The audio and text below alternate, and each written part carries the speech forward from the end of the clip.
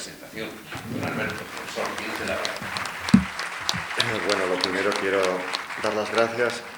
a las 4 personas que me acompañan en la mesa, que son los que tenían que estar y además no de forma casual.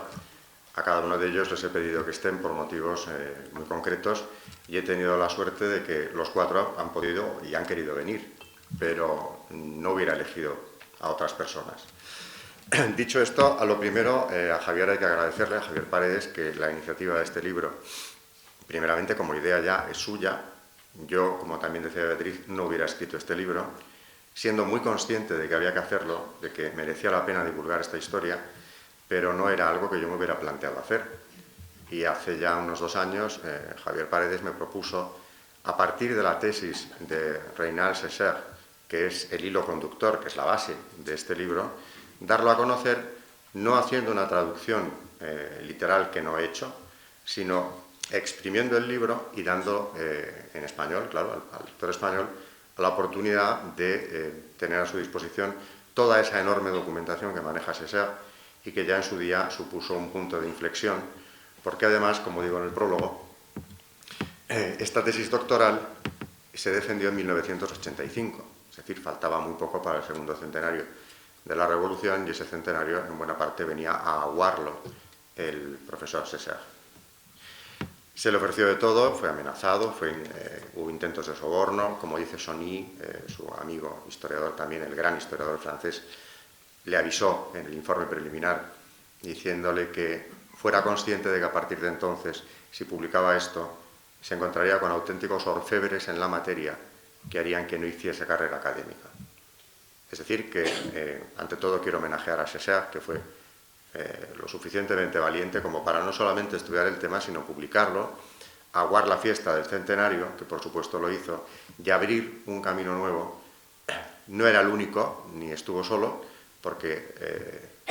el revisionismo contrarrevolucionario, o al menos realista en torno a lo que la revolución supuso, ha sido obra de varios historiadores franceses. Secher ha tenido el mérito y el enorme peso de esta tesis doctoral, convertida en un libro, y por mí en otra cosa. De todas formas, cuando Javier Paredes me habló del asunto, yo no lo acababa de ver, realmente estaba en ese momento a punto de publicar lo que era también algo parecido a lo de Secher, pero en mi tema, la tesis doctoral convertida en libro. Y bueno, cuando empecé a manejar la Vendée Vanguée, el libro de Secher, me encontré con que aquello, por supuesto, merecía muchísimo la pena. Contiene, como digo, es el resultado de una investigación profundísima, sobre todo en esa región, una investigación de campo, donde, sobre todo en algunas parroquias,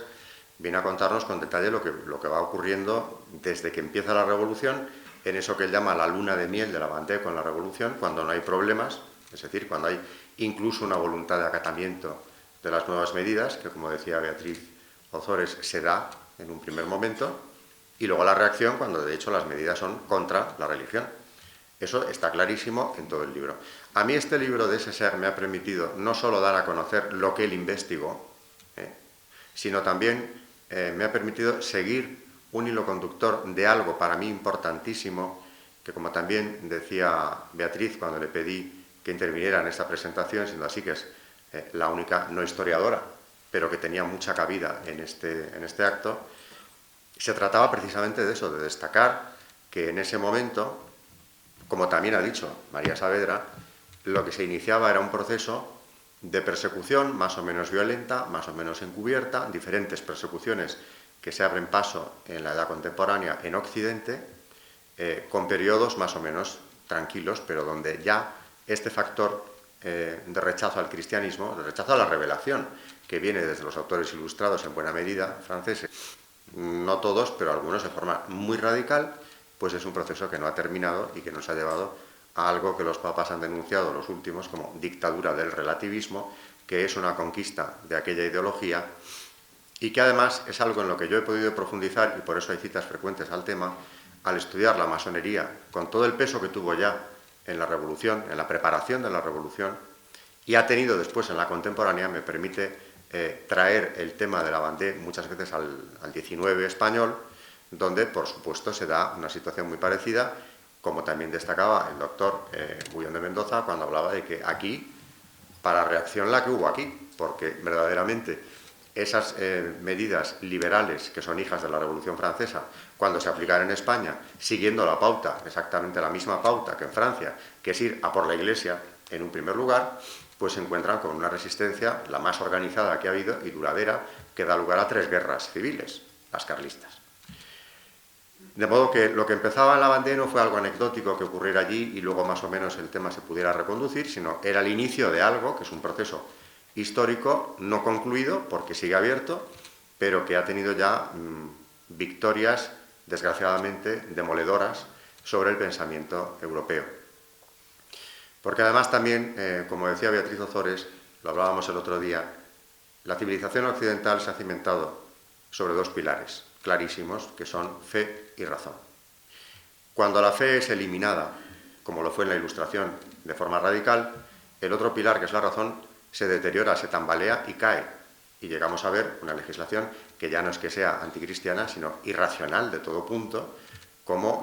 todo lo que hay detrás, o lo que ha ido dando forma a esa ingeniería social anticristiana, ya muy visible, sobre todo en las últimas décadas. De manera que, como digo, el libro me permitía hacer también un ensayo sobre ese proceso espiritual que se abre precisamente entonces y no ha concluido todavía, pero que nos ha situado en un escenario completamente distinto al que podríamos haber encontrado en cualquier país católico anterior a la Revolución. El rey y Dios, Dieu et le roi. El grito de Lavandé es precisamente este porque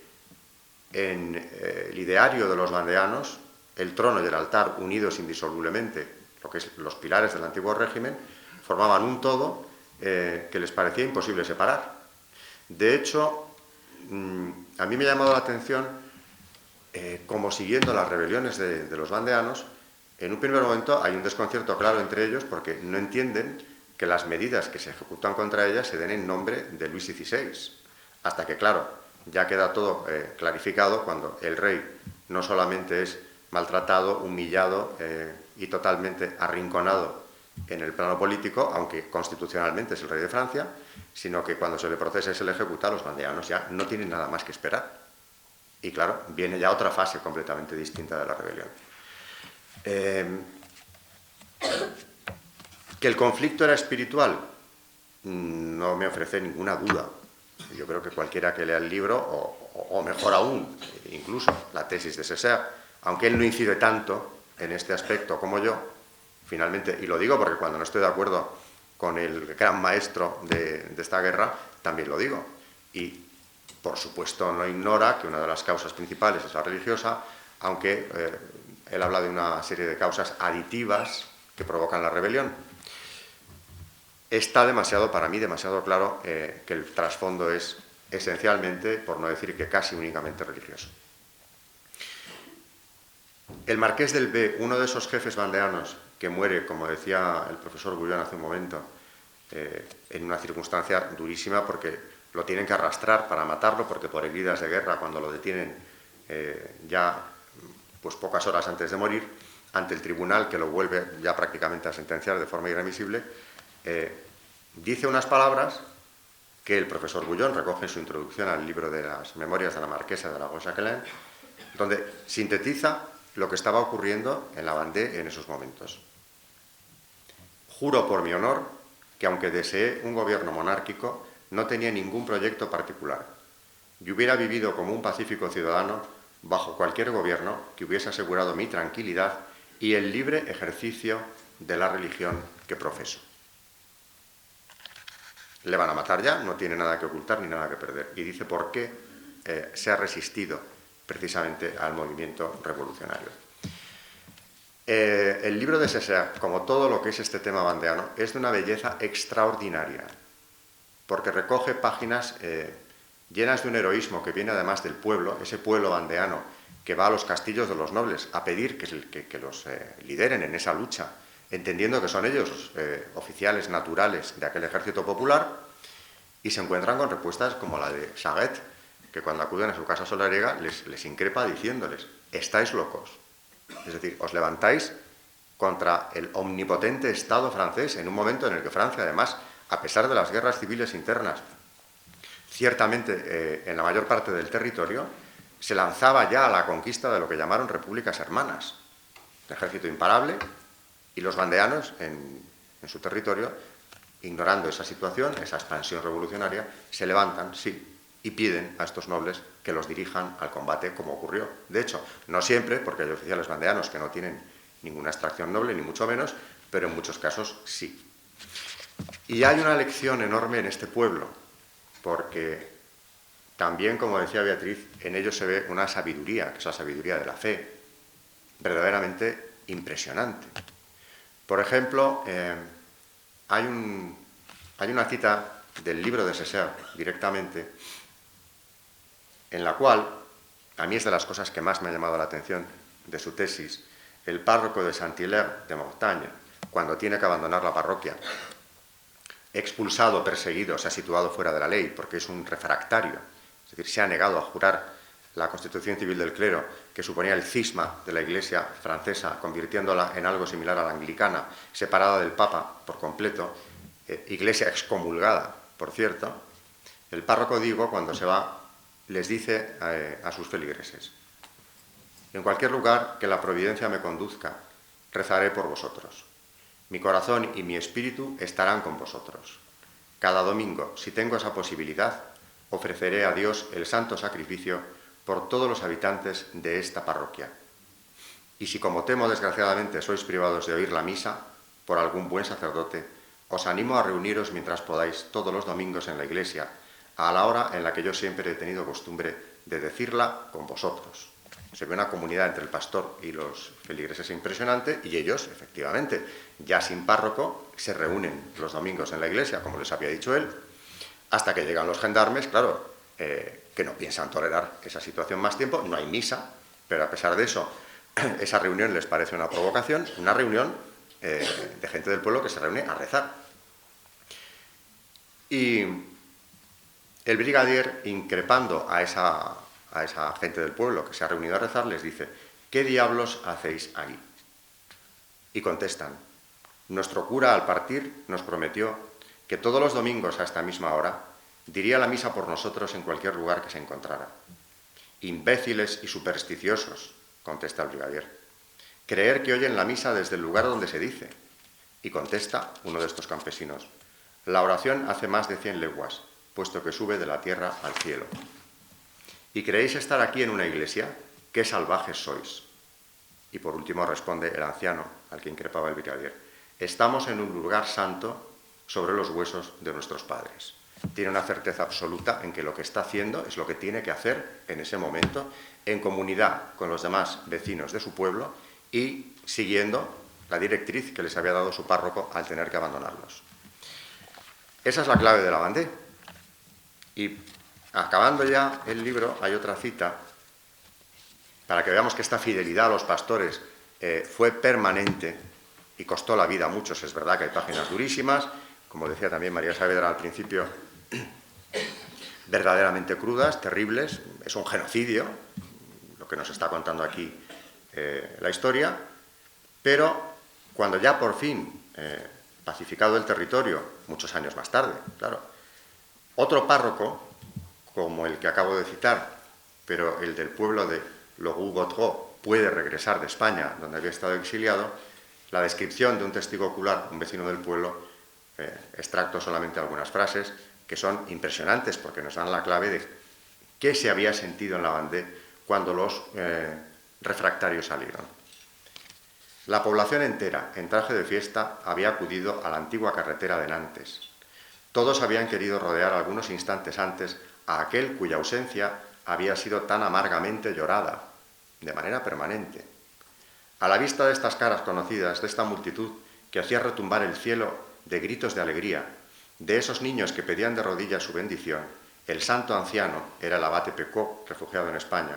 olvidó los sufrimientos del exilio. La inmensa alegría que inundaba su corazón no podía traducirse en palabras. Recibía en sus brazos a sus buenos labradores. Lloraba, sonreía a su alrededor y no dejaba escapar más que estas palabras: Inin tenesupas. Buenos hijos míos, buenos días, hijos míos, buenos días, mis queridos hijos, iré a veros. Sigue, claro, el relato es muy emotivo porque lo que se encuentra es un pueblo arrasado, prácticamente incendiado, Muchos de aquellos jóvenes que él bautizó o casó, como dice, ya no están, no pregunta por nadie porque sabe que la respuesta va a ser la misma,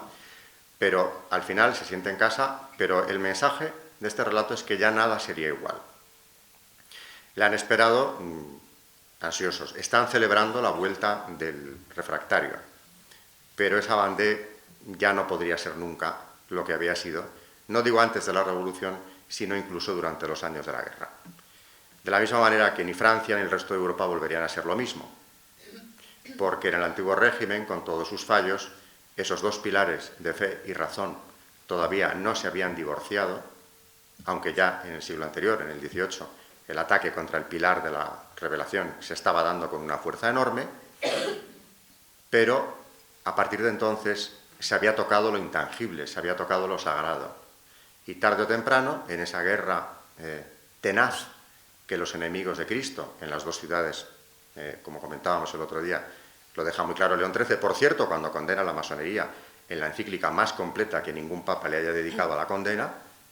cita las dos ciudades de San Agustín, dos amores construyeron dos ciudades, y como también ha dicho Beatriz, el bando de Cristo y el de Satanás. Dos bandos, como dice León XIII en 1884, diversos y adversos, que combaten por todo lo contrario, la verdad y la virtud, o en contra precisamente de la virtud y la verdad. La lucha estaba abierta, parecía que los vandeanos, con su firmeza, habían conseguido por lo menos dar un testimonio edificante como pocos ha visto la historia, pero el proceso era imparable y 200 años más tarde vemos los frutos de lo que empezó entonces. Gracias otra vez a Alfonso Bullón de Mendoza, a Beatriz Ozores,